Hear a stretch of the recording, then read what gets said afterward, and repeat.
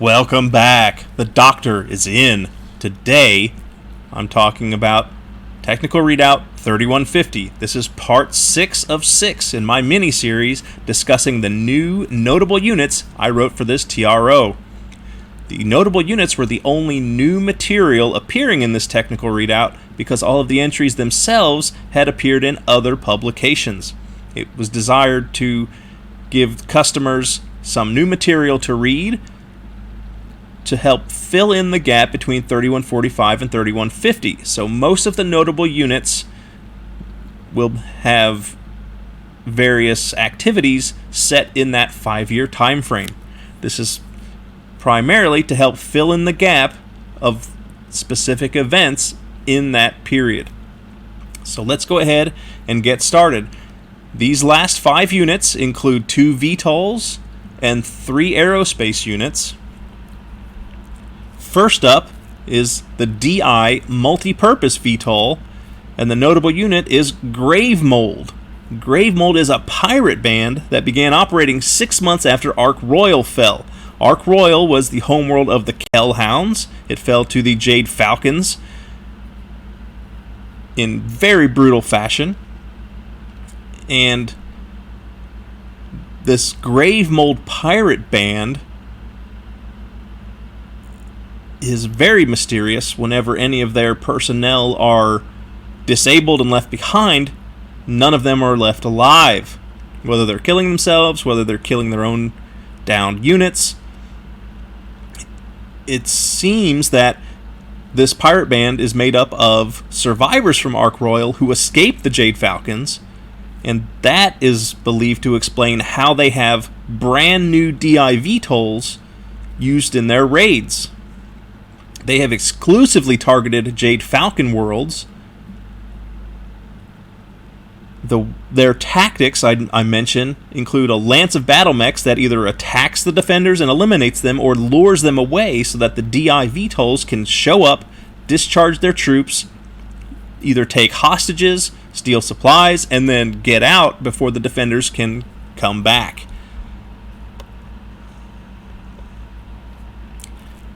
The next unit is the Red Kite Attack VTOL. So if you watch my vehicles, you know that there is a hovercraft I wrote a notable unit for called the Kite, and now here's a VTOL called the Red Kite. Kind of an interesting way to go about it. I didn't design or name these units. So here the notable unit is Bloodletter. This is an actual individual vehicle itself whose pilot is unknown. The VTOL has been used multiple times to assassinate officials of the Wolf Empire on newly conquered Lyran worlds. The first such assassination occurred on Solaris 7 in February 3146, when the 9th Wolf Cavalry's commander was killed in a... It said it's supposed to be a strafing attack. It says staffing attack in here, so that's a typo. I'm not sure if that was me or editing. Probably me. I don't know how I would have said staffing attack. Bloodletter was seen again attacking the 42nd Wolf Garrison Cluster on Amity more than a year later. That attack failed to kill the Star Colonel, but killed a number of lesser officers. Bloodletter is dull bone white with huge Greek letters painted in crimson. That's the same iconography that the Wolf Empire uses, so Alpha Galaxy, Beta Galaxy, they use giant Greek letters. So this is essentially someone who is putting this VTOL into use to try to decapitate the leadership of the Wolf Empire. Since I left everything mysterious, that's the sort of hook that a gaming group can use or a later writer can use to tell a story without having to conform to a very detailed background or anything like that. It could even be multiple pilots taking turns using this vehicle for specific missions. Next up, we have an aerospace fighter, the Aquila. This is a 55-ton fighter, and it was rushed. This is an interesting. I'm glad I got to write this one because Specifically, the Aquila was rushed into service during the Victoria War. If you recall, I've mentioned previously, I wrote the Victoria War section of Wars of the Republic era. I'll be getting to that book soon. That one may also require a mini-series to cover all the material for that 1/3 of the book. So the Aquila was built by the Rim Commonalty and the Oriente Protectorate, meaning it's a joint venture between part of the former Free Worlds League and the Rim Commonalty, which is a small periphery realm. So among the notable units, we have Principes Gaius Quiltus Valorum. I went a little overboard here, perhaps. He commands a maniple in the 3rd Coelum Wing. In 3148, his maniple was patrolling when a raiding force from Lati approached landfall where they were based. Valorum led his maniple on multiple attack runs against the incoming dropships, ignoring the enemy fighters that were flying escort.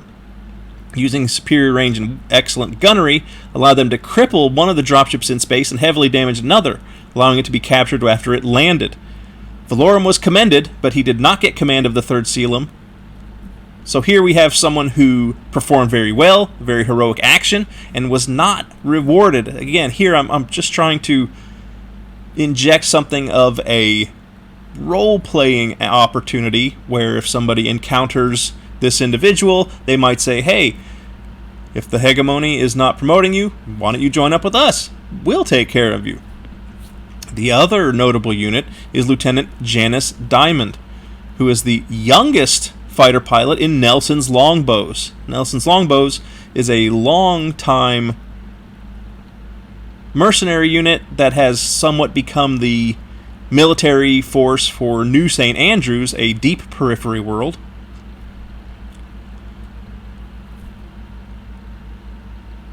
She has accomplished a number of firsts as a member of the Longbows. The first recorded kill of an incoming fighter. The first kill in a strafing attack against pirates. Because the Longbows did not have a fighter complement, so I'm kind of trying to advance their story because they haven't really had a story to tell in a very long time.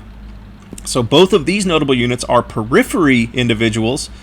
If you've watched my previous videos, you know that I wrote a lot of periphery material for BattleTech. Here I'm trying to make sure that the periphery continues to get some mainstream attention, and the perfect time to do it is a fighter built in a periphery nation. Next up is the Rondel. This is another fighter that played a part in the Victoria War. It came out a decade before the Victoria War. The notable units, first we have Rondel Murder. This is the fighter wing of the 2nd Periphery Guard LCT Aerospace Brigade. So the 2nd Periphery Guard is a light combat team. That's what LCT stands for, of the Federated Suns. They paint their fighters flat black, aside for their insignia on the tail. Their combat savagery led to them being called Murder instead of Squadron. They're entirely composed of Rondels. There are no other fighter types in that fighter wing. In 3145, they were deployed to Winfield, but Rondel Murder was sent to Sterlington to engage the Snow Ravens after the 3rd Periphery Guard had been destroyed. So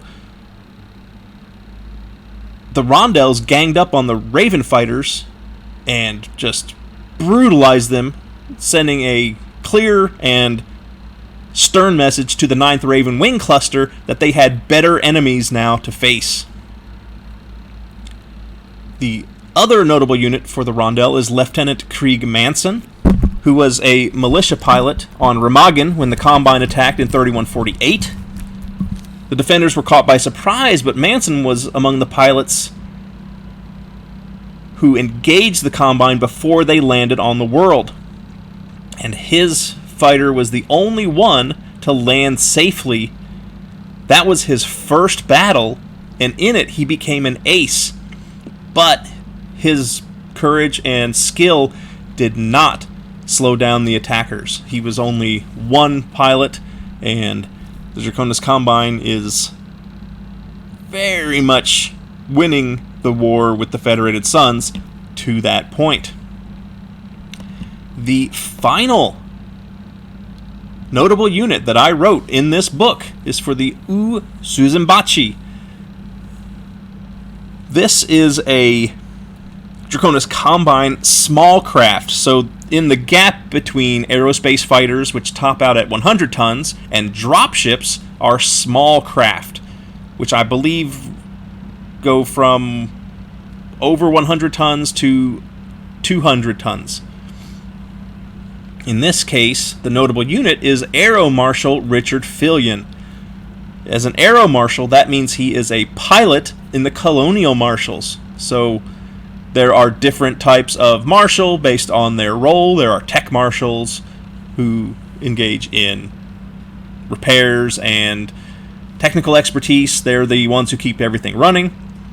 Aero Marshals are those who are engaged in, they're either fighter pilots or they're in the dropship or jump ship crews. The Dragon Marshal, which is the Ooze, which is the nickname for this small craft, it's called the Ooze.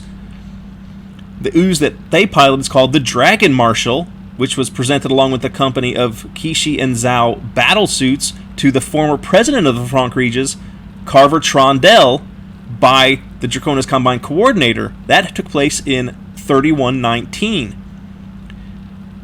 The Dragon Marshal has become part of a quick reaction force in the Colonial Marshals. When the Brigands, which is a pirate band, attacked Independence in 3124, the QRF sent in, after the mechs disembarked from their dropships, Fillion piloted the Dragon Marshal in combat air patrol to monitor the enemy and to prepare for dropping the battle armor squads carried on his small craft. The pirates, however, revealed a hidden company of tanks, so Fillion immediately dropped his battlesuit troopers. After that, he did what all Colonial Marshals do and went beyond the call of duty. He repeatedly flew low-altitude attacks until his ammo ran dry. When his comrades were still having a hard time of it, he made one final close approach, dumping his fuel as he flew past. After he came in for a rough landing that put the Dragon Marshal out of action for 3 months, and he was hospitalized for a year and a half. But after dropping that fuel, which ignited a fire and destroyed half of the pirate force and allowed the quick reaction force to push the pirates off of the world of Independence for good. So here I really was trying to stretch out and write a single notable unit rather than multiple to fill the space. That allowed me to get a little more detail in on this specific event. This is essentially trying to show you that whether you've got small entries or large ones, you have to try to find a balance between detail and ambiguity depending on what you're going for. Are you trying to leave a mystery for players to try to solve in their home games or for later writers to reveal? Or do you want to give specific details in case someone wants to try to recreate a battle on a given world in a given time frame between two specific forces? So that is the last of the notable units that I wrote for Technical Readout 3150. This is the end of the mini-series. I hope you liked it. Please let me know if you did or didn't. This is the longest video, I believe, in the series, so I'm going to go ahead and cut it off now. Thanks for listening. The Doctor is out.